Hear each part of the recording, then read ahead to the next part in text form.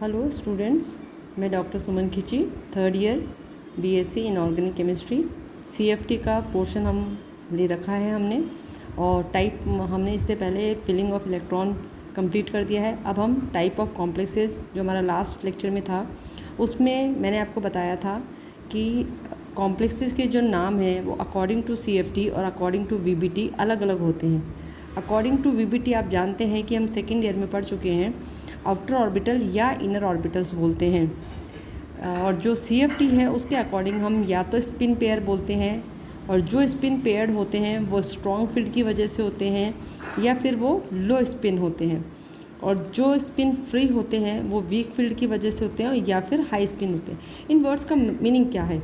अगर हम ये देखें कि स्पिन पेयर्ड है, इसका मतलब ये है कि अगर मैंने ऑर्बिटल में इलेक्ट्रॉन्स को कुछ इस तरीके से भरा, 1 2 3, 2 ऑर्बिटल्स मेरे ऊपर हैं, 4 5, अगर वो स्पिन पेयर्ड है मतलब कि वो यहीं पर पेयरिंग कर रहे हैं। अगर वो ये पेयरिंग कर रहे हैं तो ये होता है कि अगर कोई इतनी स्ट्रॉन्ग फील्ड लगी हुई है जिसकी की वजह से ये पेयरिंग पॉसिबल है, और अगर ऐसी पेयरिंग हो गई तो इसका मतलब है कि जो वो लिगेंड होंगे उनके अंदर, जो वो मेटल कॉम्प्लेक्सेस होंगे उनके अंदर लो स्पिन पाई जाएगी। आप देख रहे हैं लो स्पिन का मतलब है कि यहाँ पर मेरे पास कितने नंबर ऑफ़ इलेक्ट्रॉन्स हैं जो कि अनपेयर्ड बचेंगे।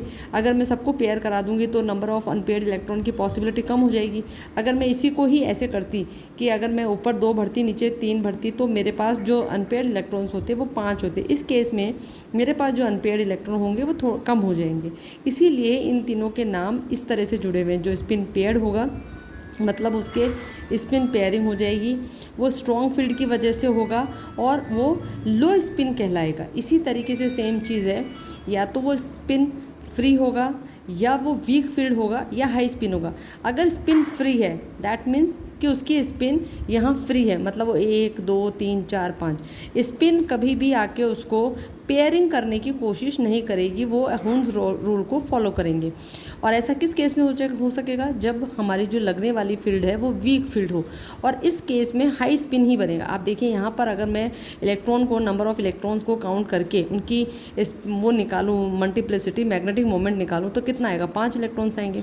और अगर इस केस में अगर हम निकालते तो हमारे जो इलेक्ट्रॉन आते 1 2 3 4, 1 2 3 4 5, तो मेरे जो नंबर ऑफ़ अनपेयर्ड इलेक्ट्रॉन आता वो खाली 1 ही आता।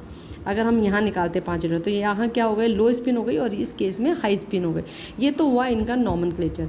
अब इसके बाद की जो चीज़ आती है वो आते हैं इस थ्योरी के बाद जो स्टेटमेंट दिए गए इनके इलेक्ट्रॉन्स भरने के बाद, उसे कहा गया कि जो टेट्राहेड्रल कॉम्प्लेक्सेस हैं always formed high spin complexes because उनके अंदर pairing energy is always greater than है। मतलब पेयरिंग एनर्जी हमेशा ज़्यादा लगानी पड़ेगी, इसलिए टेट्राहेड्रल कॉम्प्लेक्सेस हमेशा ही हाई स्पिन कॉम्प्लेक्स बनाएंगे। अगर हाई स्पिन कॉम्प्लेक्स बनाएंगे दैट मीन्स वो हमेशा हुन्स रूल का फॉलो करेंगे, और कुछ इस तरीके से ही उनकी इलेक्ट्रॉन को हम भर सकेंगे। सेकेंड जो स्टेटमेंट है आफ्टर इलेक्ट्रॉन फिलिंग के बाद जो है वो ये है कि ऑक्टाहेड्रल कॉम्प्लेक्सेस में भी हाई स्पिन और लो स्पिन। ऑक्टाहेड्रल केस में आपने देखा कि वो हाई स्पिन भी हो सकता है, लो स्पिन भी हो सकता है।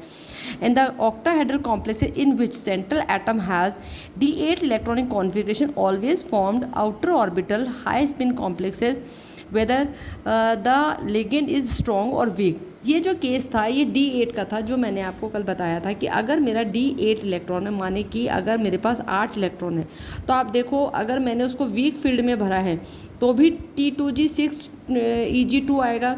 अगर मैंने स्ट्रॉन्ग फील्ड में भरा है तो भी मेरा 2Tg6 और Eg2 आएगा। मतलब दोनों ही केस में उसमें भरने वाले इलेक्ट्रॉनों का जो कॉन्फ़िगरेशन होगा वो सेम ही होगा, 1 2 3 4 5 6 7 8।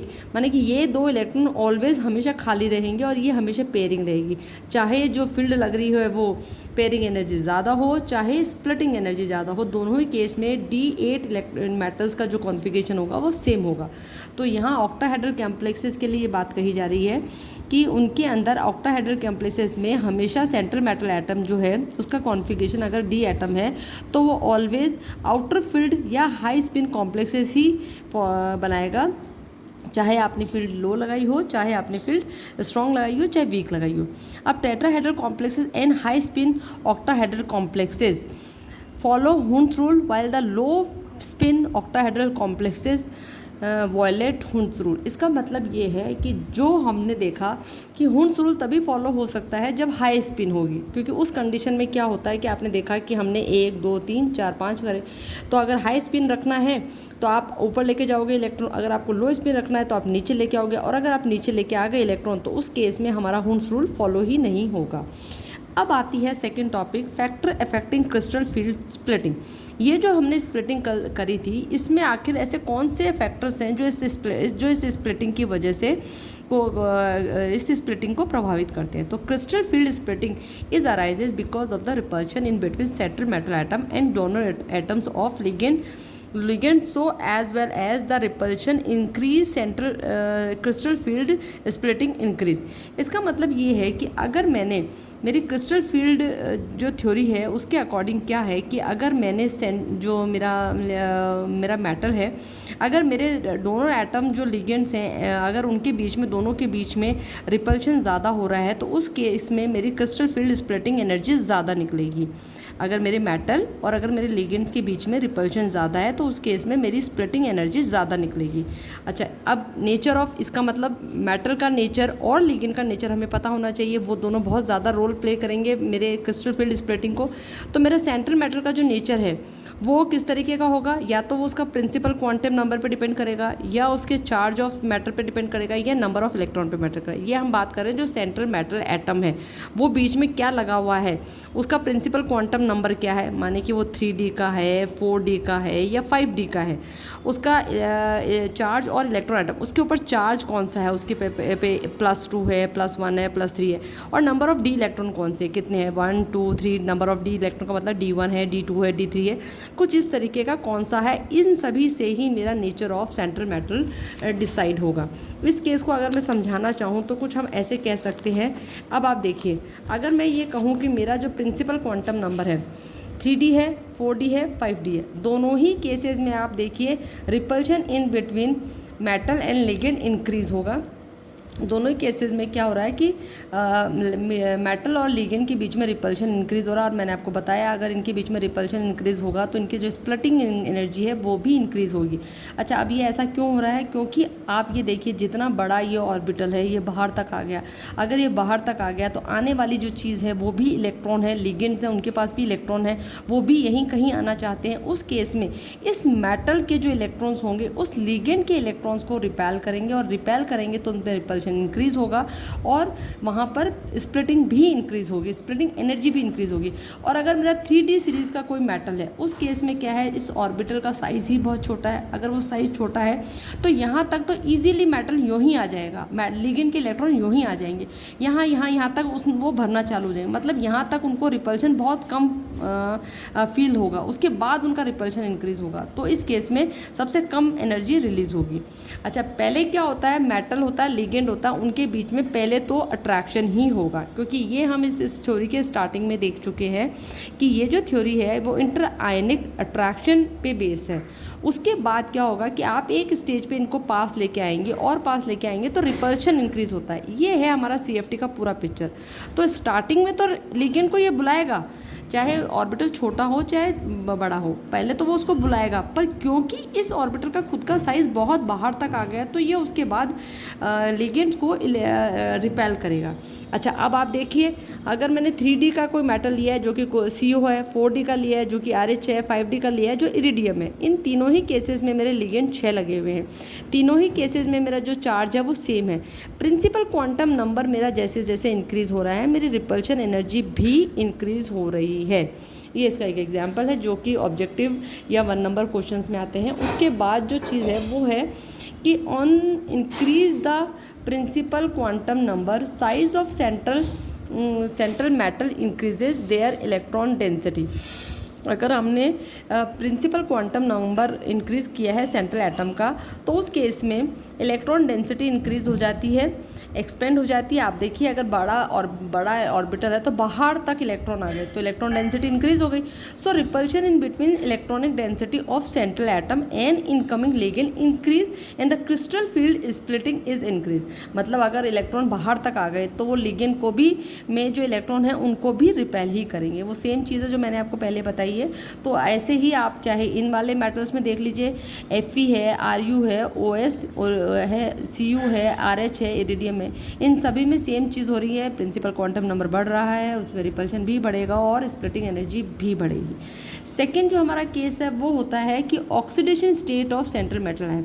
अब आप इसमें भी देखिए, एक मेटल है जिसपे +1 ऑक्सीडेशन है, एक मेटल है जिसपे +2 है, एक है जिसपे +3 है। अगर इस पर +3 चार्ज है तो ऑब्वियसली इसका चार्ज ज़्यादा है तो ये आने वाले लिगेंड को पास तक बुलाएगा। देखिए इसका लिगेंड यहाँ तक आ गया, इसका लिगेंड थोड़ा दूर है और इसका लिगेंड बिल्कुल दूर है, क्योंकि इस केस में इस वाले मेटल में इतनी पावर नहीं है कि लिगेंड को और अंदर तक बुला सके। पर यहाँ चूँकि पॉजिटिव चार्ज बहुत ज़्यादा है, ज़्यादा होने की वजह से वो लिगेंड के इलेक्ट्रॉन्स को आसानी से अंदर तक बुला लेगा। तो इस केस में क्या हुआ, attraction in between metal and ligand में इंक्रीज होगा, distance between metal and increase में डिक्रीज हो गई। आप देखिए डिस्टेंस डिक्रीज हो गई, इसकी ज़्यादा है, इसकी और ज़्यादा, जबकि इसकी सबसे कम है, डिक्रीज हो गई। और repulsion in between metal and ligand जो होगा वो इंक्रीज हो जाएगा, क्योंकि आफ्टर ऑल एक स्टेज के बाद तो रिपल्शन लगता ही लगता है। तो चाहे वो इसके जैसे इतना पास तक आ गया तो इस कंडीशन में रिपल्शन भी इंक्रीज होगा, और रिपल्शन इंक्रीज होते ही डेल की वैल्यू भी इंक्रीज हो जाएगी। दूसरा चार्ज ये है। तीसरा जो हम देखते हैं वो हम देखते हैं नंबर ऑफ डी इलेक्ट्रॉन्स। इस केस में क्या हो रहा है, अगर आप देखिए नंबर तीन चीज़ें हो सकती हैं। या तो जो नंबर ऑफ़ इलेक्ट्रॉन्स है वो देखिए इतने से में है, नंबर ऑफ़ इलेक्ट्रॉन थोड़े और बढ़ गए, नंबर ऑफ़ इलेक्ट्रॉन और ज़्यादा बढ़ गए। तो आप देखिए इस केस में क्या है, क्योंकि नंबर ऑफ़ इलेक्ट्रॉन्स कम है तो लिगेंड जो है वो आसानी से पास आ सकेगा, क्योंकि लिगेंड भी खुद इलेक्ट्रॉन ही लेके आ रहा है। इस केस में क्या है, थोड़े और बढ़ गए तो थोड़ा दूर है, और यहाँ इतने ज़्यादा इलेक्ट्रॉन है तो लिगेंड इसके पास आ ही नहीं पाएगा, डिस्टेंस बहुत ज़्यादा हो जाएगी। तो इसमें भी सेम वही चीज़ है, नंबर ऑफ़ इलेक्ट्रॉन इंक्रीज हो जाएंगे, attraction between metal and ligand decrease हो जाएगा। आपने जैसे ही नंबर ऑफ़ इलेक्ट्रॉन यहाँ इंक्रीज कर दिए तो लिगेंड और मेटल के बीच का जो अट्रैक्शन है वो कम हो जाएगा। Distance in between metal and ligand increase होगी, ये देखिए आपकी जो डिस्टेंस है वो ज़्यादा हो गई है। Repulsion in between metal and इसके बीच में जो है वो डिक्रीज होगा। रिपल्शन तो तब होगा जो वो पास आएगा, वो पास आया नहीं तो रिपल्शन होगा ही नहीं। और अगर रिपल्शन नहीं हुआ तो जो CFT निकलेगी वो स्प्लिटिंग एनर्जी निकलेगी वो कम निकलेगी। इस तरीके से तीनों फैक्टर से हमें पता चल जाएगा कि स्प्लिटिंग एनर्जी कहाँ ज़्यादा निकल रही है, कहाँ कम निकल रही है। उसके बाद आता है कि हमने ये देख लिया कि मेटल की जो नेचर है वो किस तरीके की होनी चाहिए। अब हम देखते हैं नेचर ऑफ लिगेंड किस तरीके का होना चाहिए। तो इसकी एक हमारी स्पेक्ट्रोकेमिकल सीरीज़ बोलते हैं हम इसको, ये आपको लर्न करनी पड़ेगी कि इसमें जो लिगेंड जहाँ रखा हुआ है उसको उसी ऑर्डर में रखते हैं। Ligand are arrange in increase order of their field strength and it is called spectrochemical series. अगर आप लिगेंड को उनकी स्ट्रेंथ के अकॉर्डिंग जचा देंगे तो उस बनने वाली सीरीज़ को स्पेक्ट्रोकेमिकल सीरीज़ बोलते हैं। अच्छा, इसका एक जनरल जो ऑर्डर होता है वो होता है कि C डोनर एटम्स होते हैं ना, वो सबसे ज़्यादा स्प्लिटिंग देते हैं, फिर N डोनर देते हैं, फिर O डोनर देते हैं, और फिर हैलोजेंस देते हैं। इसके अकॉर्डिंग जो होगा आपको जो लिगेंड्स होंगे वो अपनी अपनी स्प्लिटिंग देते हैं। अच्छा, उसके बाद एक चीज़ होती है कि अगर ऐसी स्प्लिटिंग करने के बाद जो ज्योमेट्री ऑफ कॉम्प्लेक्सेस है वो कैसी होगी। ज्योमेट्री ऑफ कॉम्प्लेक्सेस 4 तरीके की हो सकती है। टेट्राहेड्रल हो सकती है, ऑक्टाहेड्रल हो सकती है, टेट्रागोनल हो सकती है, स्क्वायर प्लेनर हो सकती है। ये मैं आपको पहले भी बता चुकी हूँ कि एनर्जी जो होती है वो सबसे ज़्यादा स्क्वायर प्लेनर में निकलती है, और अगर स्क्वायर प्लेनर में सबसे ज़्यादा एनर्जी निकलती है तो कोई भी जो कॉम्प्लेक्स होगा वो स्क्वायर प्लेनर बनाना ज़्यादा पसंद करेगा। तो यहाँ तक का जो हमारा पोर्शन है। अच्छा, इन तीनों के बीच में जो रिलेशंस होते हैं, अगर मैं ऑक्टाहेड्रल के साथ देना चाहूँ तो टेट्राहेड्रल इक्वल टू 4/9 ऑक्टाहेड्रल होता है, टेट्राहेड्रल इक्वल टू 0.44 ऑक्टाहेड्रल होता है, square planar equal to 1.3 octahedral होता है। ये इनके एनर्जी रिलेशनशिप्स हैं। Thank you very much.